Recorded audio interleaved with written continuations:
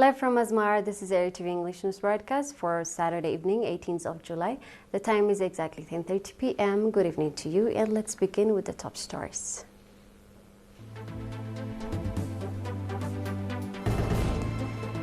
National Eritrean Festival 2026 commences.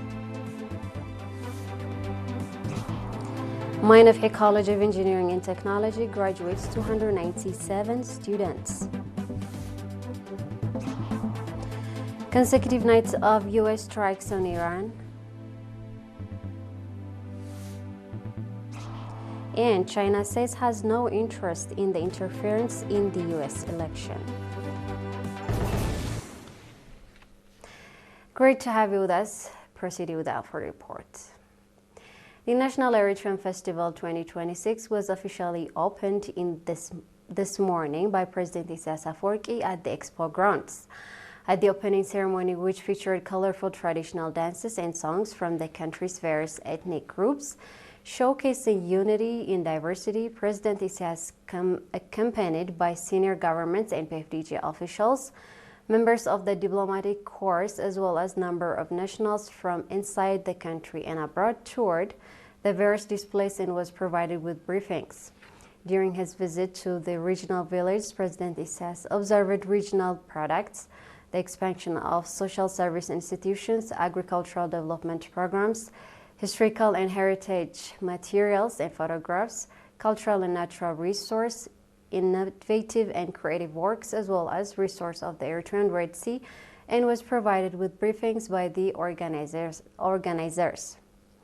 President Isaias also visited an exhibition presented by the Ministries of Defense and Information, a book fair, sculpture and painting displays, as well as bazaar organized by various institutions. The National Festival 2026 will remain open until 26 July, featuring traditional and modern music performances, traditional villages representing the culture and traditions of Eritrean ethnic groups, Eritrea's agricultural and marine resource, seminars, bazaars, photo and material displays, artistic programs, innovative and creative displays, children's programs, among others. At its 19th commencement, Minafhi College of Engineering and Technology conferred first degrees and diplomas on 297 graduates, 25% of whom are females, today 18th of July. In the first degree program, 289 students graduate in agricultural engineering, chemical engineering, civil engineering, computer science and engineering, electrical and electronic engineering, marine engineering, mechanical engineering, and mining engineering. In the diploma program, 8 students graduate in computer application technology, computer hardware and networking technology, electronic technology, and mining technology. The guest of honor, Mr. Abraha Asfaha, Minister of Public Works, noted that the government of Eritrea recognizing that human resource development is a main pillar of national development, is making substantial investment in the sector. He urged the graduates to further enhance the knowledge they acquired during their college education through hard work, dedication, and creativity. Dr. ERi-TV, Dean of the college, noting that the graduation day marked the culmination of years characterized by rigorous disciplines, relentless academic pursuits, and intellectual growth, said that the graduates' journey is anchored in 3 core principles: cultivating intellectual alertness, commitment to resilient design, and service through professionalism. A representative of the graduates expressed the graduates' conviction to apply the knowledge they had gained in the service of their country and people. At the event, medals of merit were presented to outstanding students.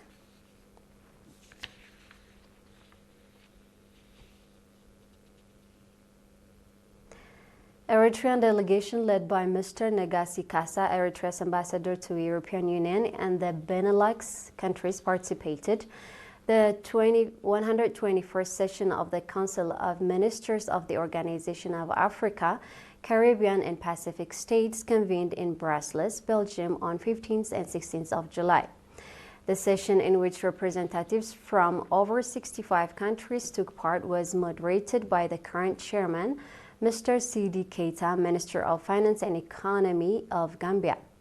The session focused on strengthening the organization's weak financial position, reviewing the contribution of member countries that were scheduled to be revised in 2017, as well as strengthening multilateral cooperation with strategic partners.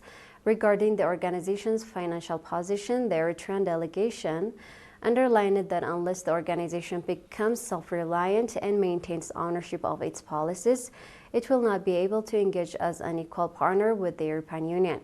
The delegation also called on member countries to pay their contribution in the timely manner. The session also adopted various recommendations aimed at supporting the organization's activities. We're live on ERi-TV. Stay tuned for global affairs right after this.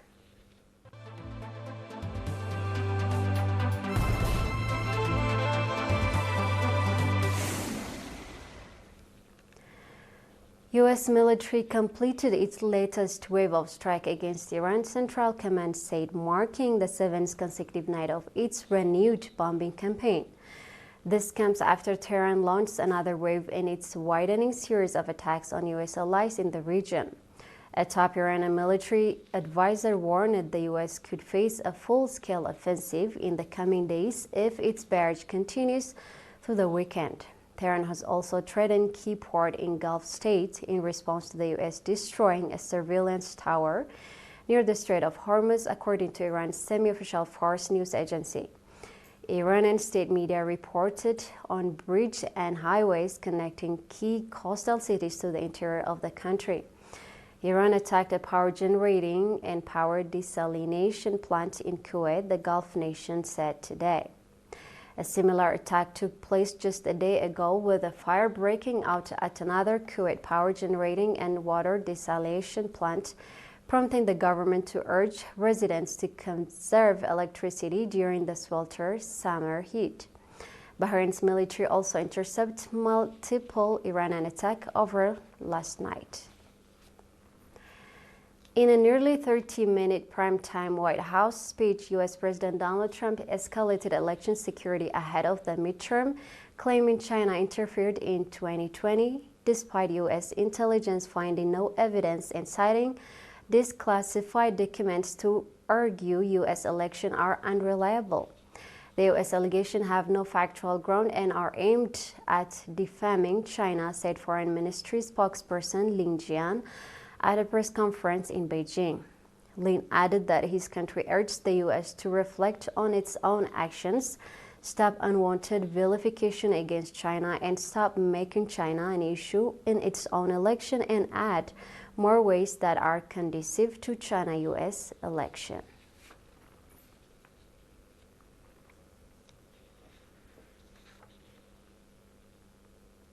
We're about to end our news broadcast, but here's a final look at the top stories before we sign off.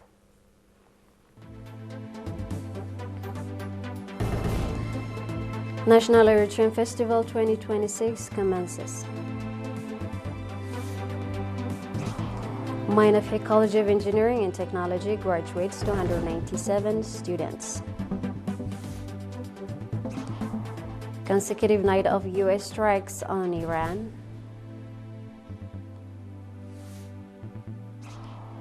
And China has no interest in interfering in U.S. elections. And that's all the news for the session. On behalf of the entire news crew, thank you for watching. Salim Brhana signing off. Have a great night.